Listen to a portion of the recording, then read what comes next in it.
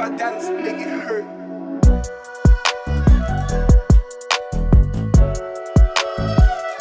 Hello everyone, welcome to पढ़ ले 11th humanities. स्वागत है भाई साहब आपका इस चैनल पे। आज का टॉपिक भाई मोस्ट अवेटेड टॉपिक्स में से एक था। तुम्हारा आर्ट्स लेने का, तुम्हारा ह्यूमैनिटीज़ लेने का हो सकता है रीज़न ही यही रहा हो। ठीक है, तो आज हम देखेंगे कि तुमको 11th-12th में ये चीज़ चालू करनी चाहिए कि नहीं करनी चाहिए। ठीक है, तो यार एक चीज़ वीडियो पूरा देखना, आधा देख के मत जाना।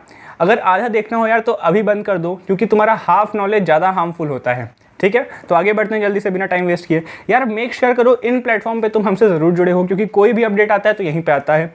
ठीक है, और यार तुमको बेस्ट तुम्हारे नोट्स कहाँ पे मिल रहे होंगे, तो पढ़ले.in पे जाओ, तुमको बेस्ट नोट्स तुम्हारे लिए मिल जाएंगे। ठीक है, तो यार सबसे पहला क्वेश्चन, मैं कौन होता हूँ तुमको ये एडवाइस देने वाला? तो मैं कोई नहीं होता हूँ यार, बस मैं तुम्हारा एक सीनियर हूँ जो तुमको एडवाइस करना चाहता है।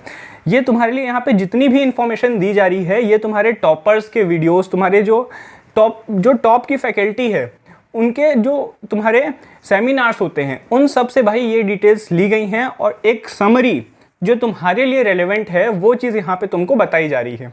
ठीक है, तो तुमको यहाँ पे कोई अननेसेसरी इन्फॉर्मेशन नहीं दी जाएगी। ग्रेट, जल्दी देखो। तो पहले ये जान लो भाई यूपीएससी होता क्या है। तो ये कोई एग्जामिनेशन नहीं होता। यूपीएससी तुम्हारी एग्जामिनेशन कंडक्ट कराने वाली एक बॉडी होती है जिसका नाम होता है यूनियन पब्लिक सर्विस कमीशन, और ये तुम्हारे 24 टाइप के एग्जाम कंडक्ट कराती है भाई, और सेंट्रल और स्टेट लेवल पे। ठीक है, तो तुम कौन सा एग्जाम दोगे भाई? तुम एग्जाम दोगे यूपीएससी सीएससी। अगर तुम्हारा गोल आईएएस, आईपीएस, आईएफएस इस टाइप के गोल्स हैं तो तुम्हारा एग्जाम होता है यूपीएससी सीएससी। सीएससी का मतलब तुम्हारा सिविल सर्विसेज एग्जामिनेशन। ठीक है, तुमको ये चीज़ समझ आई? अब भाई एक ब्रीफ देख लो तुम्हारा एग्जामिनेशन पैटर्न कैसा होता है। अगर तुम बोलोगे तो इस पर एक डिटेल वीडियो भी बन जाएगा, तुम मुझे इसके लिए कमेंट्स पे बता देना। ठीक है, तो भाई तुम्हारा यूपीएससी एग्जाम तुम्हारा 3 स्टेज में होता है, प्री, मेंस, इंटरव्यू। सबसे पहले तुम्हारा प्री एग्जाम होता है ना। इसमें भाई तुम्हारे लाखों बच्चे बैठते हैं। एक बेसिक जान लो, इसमें तुम्हारे 2 पेपर होते हैं, एक तुम्हारा जनरल स्टडीज़ का, ठीक है, और तुम्हारा एक सीसेट का। तो सीसेट का पेपर तुम्हारा क्वालिफाइंग होता है, और इसके तुम्हारे जो जनरल स्टडीज़ का पेपर होता है उसके बेसिस पे तुम्हारी रैंक क्या मतलब तुम्हारी लिस्ट निकलती है मेंस एग्जामिनेशन के लिए। ठीक है, तो तुम्हारा एमसीक्यू पैटर्न का होता है ये। इसके बाद भाई अगर तुम प्री क्वालिफाई करते हो तो तुम मेंस एग्जाम में बैठोगे। मेंस एग्जाम में तुम्हारे 9 पेपर होते हैं, जिसमें से तुम्हारे 2 लैंग्वेज के होते हैं, इंग्लिश, और एक तुम्हारी रीजनल लैंग्वेज तुम कोई भी ले सकते हो। ठीक है, और तुम्हारे 5 होते हैं भाई तुम्हारे जीएस के, 4 जीएस पेपर होते हैं, एक ऐसे होता है, और तुम्हारे 2 पेपर होते हैं ऑप्शनल के। ठीक है, तो टोटल 9 पेपर हैं। तुम्हारे जो लैंग्वेज के पेपर होते हैं यार, वो तुम्हारे पास होने वाले बस होते हैं। ठीक है, ये एग्ज़ाम तुम्हारा रिटर्न होता है। अब ये रिटर्न होता है, ये तुम याद रखना, इसका मैं आगे भी यूज़ करूँगा। रिटर्न है तो तुम क्या कर सकते हो अभी। और उसके बाद भाई फाइनल स्टेज होता है तुम्हारा इंटरव्यू का। ठीक है, एक बेसिक सा हमने एक ब्रीफ में देख लिया। अगर तुमको डिटेल में चाहिए तो मुझे बता रहे होगे तुम। ठीक है, तुम्हारा जो फाइनल लिस्ट आती है भाई मार्क्स की, जो रैंक निकलती है वो तुम्हारी मेंस और इंटरव्यू के मार्क्स को जोड़ के फाइनल मार्क्स आते हैं, और उससे तुम्हारी रैंक लिस्ट निकलती है। ठीक है, तो हमने एक बेसिक चीज़ जान ली।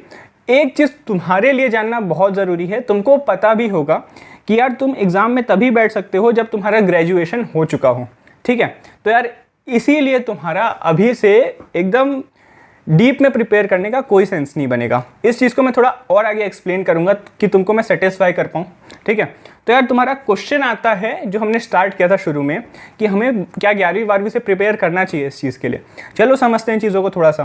पहले भाई तुमको अभी कोचिंग की कोई ज़रूरत नहीं है, लेकिन तुमको ये कन्विंस करने के लिए कि तुमको कोचिंग की ज़रूरत है, बहुत सारे कोचिंग वाले आएंगे भाई साहब अपना अपना कोर्स लेके तुमको बेचने के लिए।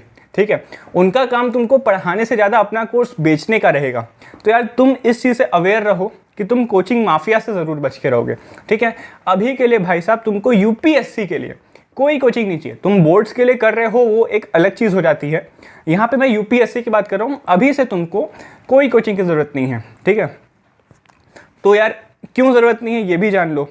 एक तो तुम अभी से एग्ज़ाम की तैयारी कर लो तो भी तुमको आगे उतना फ़ायदा नहीं होगा, क्योंकि यार ये जो एग्ज़ाम है ये खुद में बहुत डायनेमिक है।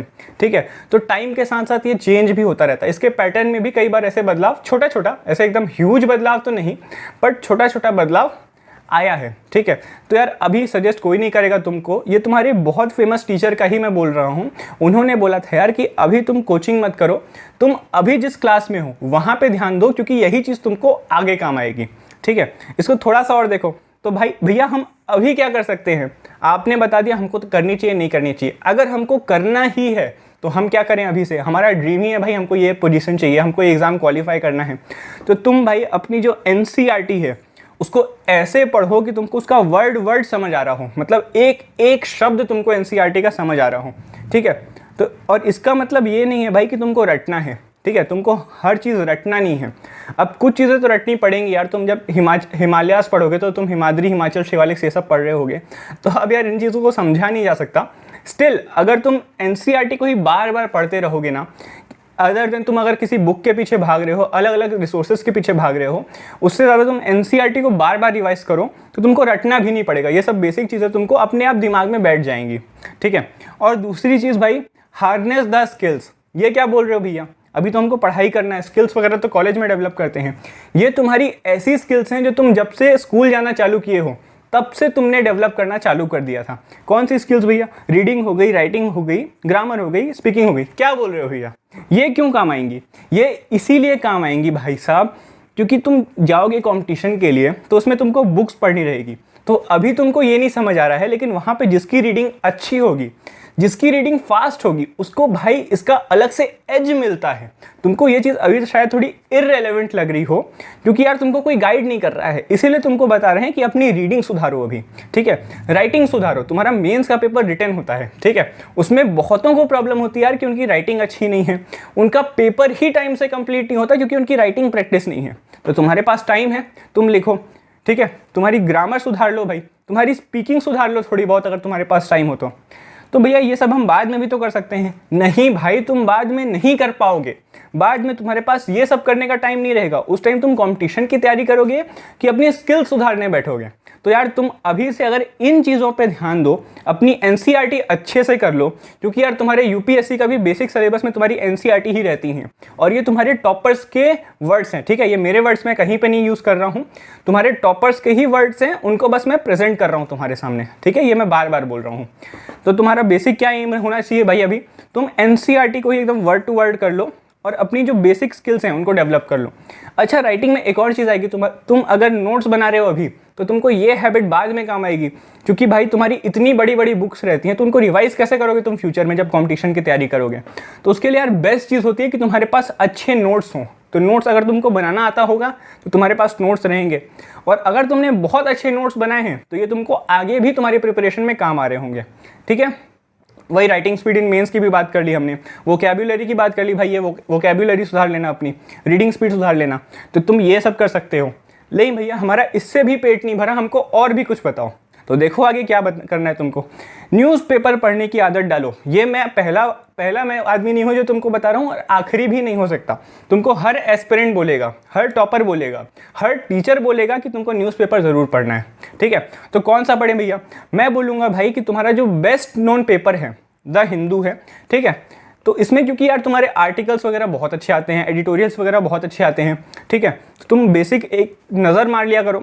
अगर तुम्हारे पास बहुत ज़्यादा टाइम नहीं है तो शुरुआत फ्रंट पेज से करो, फ्रंट पेज पढ़ना चालू करो और धीरे धीरे यार एडिटोरियल तक पहुंचने की कोशिश करो। तक मतलब पूरा 20 से पढ़ना नहीं, तुम बस मेन हेडिंग वगैरह पढ़ते जाओ तो जो तुमको रेलेवेंट लगे, ठीक है। और एडिटोरियल पूरे पढ़ा करो। एडिटोरियल का एक पेज आता है हिंदू में, 6 या 7 नंबर का पेज होता है तुम्हारा।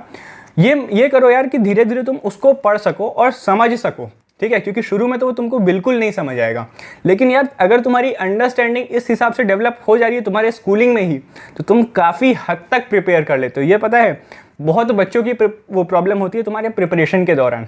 ग्रेट, तो तुमको न्यूज़पेपर पढ़ना है। हिंदी वाले बच्चे क्या करें भाई, तो उनके लिए दैनिक जागरण जो पेपर होता है वो थोड़ा रिनाउंड रहता है, ठीक है, तो तुम देख सकते हो उस चीज़ को। हिंदी का मुझे बहुत आइडिया नहीं है इसलिए कि मैंने तुम्हारे लिए पता किया था कि पेपर कौन सा रेलेवेंट है, तो दैनिक जागरण ही मुझे मिला कि वो थोड़ा सा ज़्यादा रेलेवेंट है। अगर वो नहीं आता तो यार दैनिक भास्कर पढ़ लो, क्योंकि ये तुम्हारे मोस्ट फेमस पेपर है हिंदी में।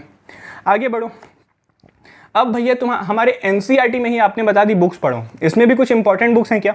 हाँ भाई, इसमें कुछ ऐसी बुक्स हैं जो तुम्हारे जो एकदम जो डीप में प्रिपरेशन करते हैं, एक जो फुल फ्लैच प्रिपरेशन करते हैं, वो भी इनको बहुत इंपॉर्टेंस देते हैं।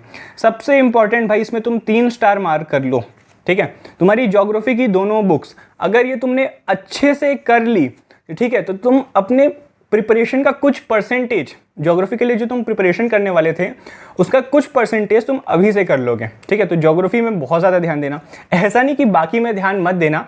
अगर तुमको प्रिपेयर करना ही है, ठीक है, तो इन सब में थोड़ा ज़्यादा ध्यान देना, थोड़ा अच्छे से ध्यान देना, यहाँ पे मैं ये बोल रहा हूँ, ठीक है। तो ज्योग्राफी की दोनों बुक्स करनी है तुमको। इकोनॉमिक्स का जो बेसिक्स तुम्हारा क्लियर होगा वो तुमने 9th 10th में बहुत बहुत कम पढ़ा था।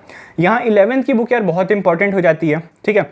अगर 9th 10th तुम नहीं पढ़ के आए हो अच्छे से तो तुम्हारे पास टाइम है, उनको भी पढ़ सकते हो। तुम्हारी इकोनॉमिक्स की बुक काफ़ी इंपॉर्टेंट है। तुम्हारी फाइन आर्ट्स की बुक शायद तुम्हारे सिलेबस में ना हो, बहुतों के लिए ऑप्शनल में नहीं रहती, लेकिन यार तुम्हारे पास टाइम है तो तुम्हारी 11th की जो फाइन आर्ट्स की बुक है वो भी पढ़ लेना, ये तुम्हारे काफ़ी काम में आती है। तुम्हारे जीएस के एक पेपर का तुम्हारा पार्ट है, सिलेबस का पार्ट है, ठीक है। तुम पॉलिटिकल साइंस तुम्हारा बहुत ज़्यादा रिलेवेंट तो है, बहुत ज़्यादा डीप में नहीं दिया है, इसके लिए लोग लक्ष्मीकांत प्रेफर करते हैं। लक्ष्मीकांत तुम्हारी बुक आती है इंडियन पॉलिटी की, लेकिन तुम्हारा बेसिक्स जो है, मतलब एक ओवरव्यू क्या होना चाहिए तुम्हारे कॉन्स्टिट्यूशन का, ये तुम्हारा जो पॉलिटिकल साइंस की जो तुम्हारी बुक है इंडियन कॉन्स्टिट्यूशन एट वर्क, ये तुम्हारा ऑलमोस्ट क्लियर करती है, ठीक है। तो मेक श्योर तुम इस बुक को बहुत अच्छे से कर रहे हो। और भाई जिनको सोशियोलॉजी में इंटरेस्ट आ रहा है, तुम्हारा ऑप्शनल हो चाहे ना हो, एक बार रीड करके देखो, ठीक है। और अगर तुमको इंटरेस्ट आ रहा है इस सब्जेक्ट में तो तुम इसको भी पढ़ सकते हो, क्योंकि तुम्हारा ये एक ऑप्शनल सब्जेक्ट होता है। तुम्हारे ऑप्शनल में बहुत सारे सब्जेक्ट होते हैं, तुम्हारे इंजीनियरिंग के भी होते हैं, तुम्हारे डॉक्टरी के भी होते हैं, ठीक है। तुम्हारे बहुत सारे सब्जेक्ट होते हैं, तुम्हारे ये ज्योग्राफी वगैरह भी होते हैं, इकोनॉमिक्स भी होता है, ठीक है। तो तुम मेक श्योर करो कि तुम एक बार सोशियोलॉजी भी देख रहे हो, ठीक है। और इसके बाद भी भाई तुम नॉलेज के लिए चाहो तो कोई भी रेफरेंस उठा सकते हो, लेकिन नॉलेज के लिए, ठीक है। अगर तुम प्रिपरेशन के बेसिस पे उठा रहे हो तो बहुत ज़्यादा रेलेवेंस मैं नहीं मानूंगा। मैं क्यों नहीं मानूंगा? क्योंकि यार टॉपर्स ने और टीचर्स ने यही बताया है, ठीक है। मैं अपने मन से कुछ भी नहीं बोल रहा हूँ। और आखिरी चीज़ देख लो यार, मेक श्योर कि तुम रेफरेंसेस के पीछे नहीं भाग रहे हो, तुम एनसीईआरटी पे ही तुम बहुत अच्छी ग्रिप बनाओ, वो ज़्यादा तुम्हारे लिए एडवांटेज रहेगा, ठीक है। तो यार यहाँ पे तुमको एक बेसिक ओवरव्यू मिल गया होगा कि तुमको क्या करना है क्या नहीं करना है। और यार आखिरी में मैं यही बोलूँगा कि मैं इसमें से कुछ भी नहीं बोला हूँ, ये तुम्हारे टॉपर्स की एडवाइस है, तुम्हारे टीचर्स की एडवाइस है। तो आई होप ये वीडियो तुम्हारे लिए हेल्पफुल रहा होगा। अगर तुमको किसी और चीज़ पे वीडियो चाहिए तो तुम कमेंट्स में बता सकते हो, उस पर भी बन जाएगा। तो तब तक के लिए पढ़ते रहो, सेफ रहो, बाय।